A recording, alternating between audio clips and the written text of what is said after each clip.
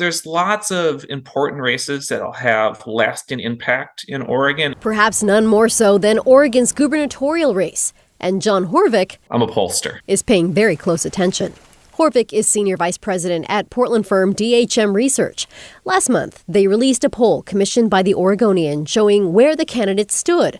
Republican Christine Drazan led with 32%. Democrat Tina Kotek followed closely with 31%. And unaffiliated candidate Betsy Johnson was third with 18%. I think the race is very close. And so, moving 1 or 2% of voters in your direction could be all the difference of winning or losing the election. On Wednesday, KGW will host the final gubernatorial debate.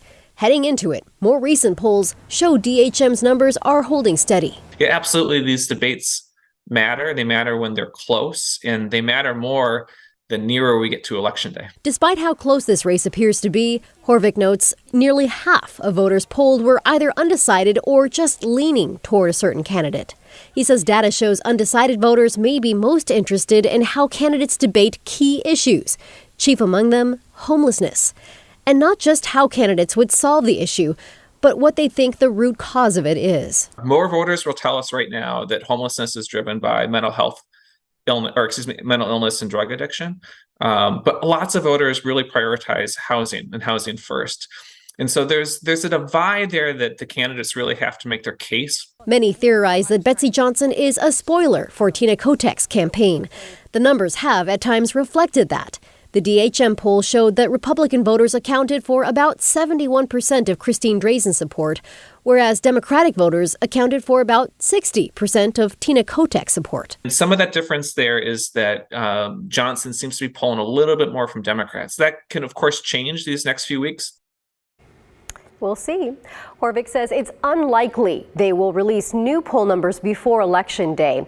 He suggests now it's up to voters to do their part. Watch the debate, research, and of course, vote. Laurel. Thank you, Catherine. Again, that final debate happens tomorrow night at 7 p.m. right here. David and I hope you'll join us and our partners at the Oregonian. And you can watch it live on all of our platforms, including our website, KGW Plus, which you'll find on Roku or the Fire TV app. I'm really excited about this. Okay, just a reminder, you have less than an hour to register to vote in Oregon. This is important. The deadline is tonight before midnight, so you're going to want to head to OregonVotes.gov.